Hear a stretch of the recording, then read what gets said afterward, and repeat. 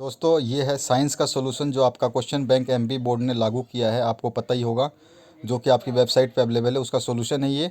तो आप देख लें सारे क्वेश्चंस और उसके सॉल्यूशंस को। इससे पहले हमने पार्ट 1, 2, 3 यानी चैप्टर 1, 2, 3 के डाल दिए हैं। चैप्टर नंबर 4 आपका जो है इसका डाल रहे हैं। जितने आपके डाले गए हैं, आपके चैप्टर 5 तक डाले गए हैं, तो चैप्टर 5 तक हम आपको सॉल्यूशंस प्रोवाइड कर रहे हैं। तो क्वेश्चन नंबर 1 है आपका, वायुमंडल में कार्बन निम्न रूप में उपस्थित है। तो किस रूप में उपस्थित है? केवल केवल ओनली कार्बन डाइऑक्साइड के रूप में ही उपस्थित है। ठीक है। इसके बाद में सेकंड, आप इंग्लिश मीडियम के स्टूडेंट अगर हैं तो इंग्लिश मीडियम में देख सकते हैं, सॉल्यूशन आपके सामने है, क्वेश्चन भी आपके सामने है। अब इसके बाद में सेकंड क्वेश्चन की बात करें तो यहाँ पर है आपका, अमोनिया के एक अणु NH3 में है, कितने बंद हैं ये पूछा गया है। यहाँ पे ऑप्शन में बंद दिया गया है, तो केवल एक बंद है। ठीक है, सिंगल बॉन्ड है इसमें। इसके बाद में क्वेश्चन नंबर 3, बकमिनिस्टर फुलरीन एक अनुरूप है, किसका है? तो कार्बन का। कार्बन के 3 एलोट्रोप्स हैं, आपको पता ही होगा, सबसे बड़े, जो कि एक ग्रेफाइट है, एक आपका डायमंड है और एक बकमिनिस्टर फ्लोरीन है। ये बहुत खतरनाक है, इनका जब स्ट्रक्चर देखेंगे तो आपको मज़ा आ जाएगा। ठीक है, तो सी ऑप्शन सही हो जाएगा। क्वेश्चन नंबर 4 की बात करें तो उत्प्रेरक पैलेडियम या निकेल की उपस्थिति में तेल हाइड्रोजन से अभिक्रिया करके वसा बनाते हैं। यह उदाहरण किसका है? तो ये उदाहरण है आपका एडिशनल रिएक्शन का, यानी संयोजन अभिक्रिया का। ठीक है, ऑप्शन ए इसमें सही हो जाएगा क्वेश्चन नंबर 4 में। क्वेश्चन नंबर 5 की बात करें तो निम्न में से किस यौगिक में OH एक क्रियात्मक समूह है? OH किस में लगता है? तो आपका ब्यूटेनॉल में लगता है, ब्यूटेनॉल में। ठीक है, ब्यूटेनॉल, बी ऑप्शन आपका सही है 5वें क्वेश्चन का। छठा जो क्वेश्चन है इसकी बात करें तो इसमें साबुन के अणुओं में होता है, क्या होता है? तो बी ऑप्शन इसका सही है, जल विरागी सिर एवं जल रागी पूंछ, यानी hydrophobic heat head and hydrophilic tail. B option सही है। इसके बाद में 7वां जो क्वेश्चन है आपका, 7वां क्वेश्चन आपका जो है मिटा हुआ है आपके वेबसाइट पे भी। 7वां क्वेश्चन यहाँ पर है, निम्नलिखित में से कौन सा हाइड्रोजन बिंदु आरेख का सही निरूपण है? तो यहाँ पर डी ऑप्शन जो है, जिसमें आपके ट्रिपल बॉन्ड डबल दोनों एन के बीच में आएंगे और लास्ट लास्ट में दो दो बॉन्ड आएंगे। ठीक है, ये है आपका स्ट्रक्चर ऑफ नाइट्रोजन। क्लियर हुआ आपको? अब इसके आगे बढ़ते हैं हम नेक्स्ट वाले में। तो यहाँ पे आ जाइए, क्लोरीन कमरे के ताप पर संतृप्त हाइड्रोकार्बन से क्रिया करती है, तो वहाँ पे मतलब क्या होता है? तो सौर प्रकाश की उपस्थिति होती है, यानी प्रेजेंस ऑफ सनलाइट होता है। ठीक है, इसके बाद में आ जाइए 9th क्वेश्चन पे। तो इसमें पूछा गया सोप मिसेल में होता है, तो क्या होता है इसमें? इन द सोप मिसेल, तो यानिक सिरा तल पर तथा कार्बन श्रृंखला अंदर की ओर। The ionic end is on the surface and the carbon chain is in the interior. ठीक है, ये आपका ऑप्शन सही है, ए ऑप्शन। उसके बाद 10वें क्वेश्चन की बात करते हैं, पेंटेन का आणविक सूत्र C5H12 है। इसमें जो है आपके कितने संयोजी बंध हैं? तो 16 संयोजी बंध होते हैं इसमें। Pentane has the molecular formula C5H12, it has 16 covalent bond.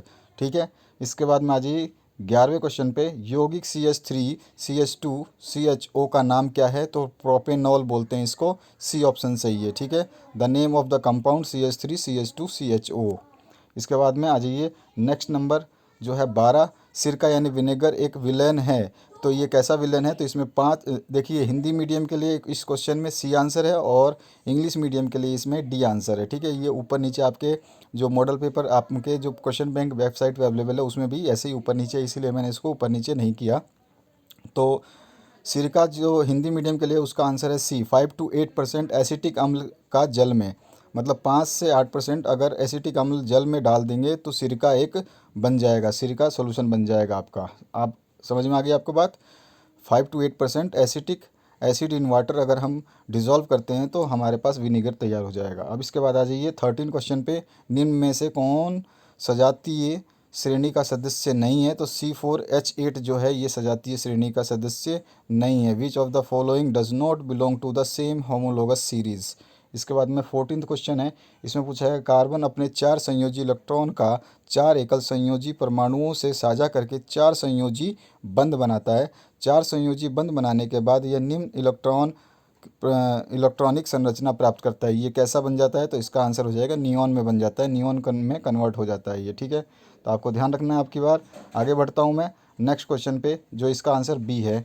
इसके बाद में आ जाइए 15वें क्वेश्चन पे। तो 15वां क्वेश्चन जो पूछा गया है, एल्कलाइन सजातीय श्रेणी का सदस्य है यानी कि कौन से सदस्य का है ये, A B C D option दिए गए, तो इसका आंसर ए है, ethyne. Ethyne, ethyne is the last one, first option इसमें ए है जो करेक्ट है। इसके बाद आ जाइए 16वें क्वेश्चन पे।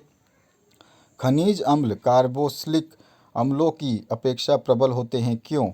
तो इसका रीज़न क्या है, आपका जो रीज़न भी पूछ सकते हैं। देखिए आपके इसमें से एमसीक्यूज़ भी बनेंगे, ब्लैंक स्पेस के क्वेश्चन भी बनेंगे, 1 नंबर के मार्क्स के भी क्वेश्चन बनेंगे, ध्यान रखना है आपको।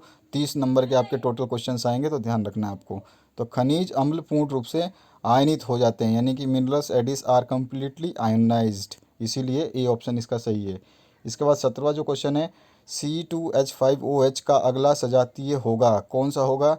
तो ऑप्शन डी सही है, C3H7OH, ठीक है, ये वाला ऑप्शन सही है। Next homologous to C2H5OH will be, तो इसमें अगर आप C2 में जो CH2 जोड़ेंगे तो केवल इस इक्वेशन में CH2 जोड़ेंगे जो क्वेश्चन में है, उसमें अगर CH2 जोड़ेंगे तो आपके पास जो इक्वेशन आएगी वो C3H7OH आएगी, तो ये ऑप्शन सही है, डी।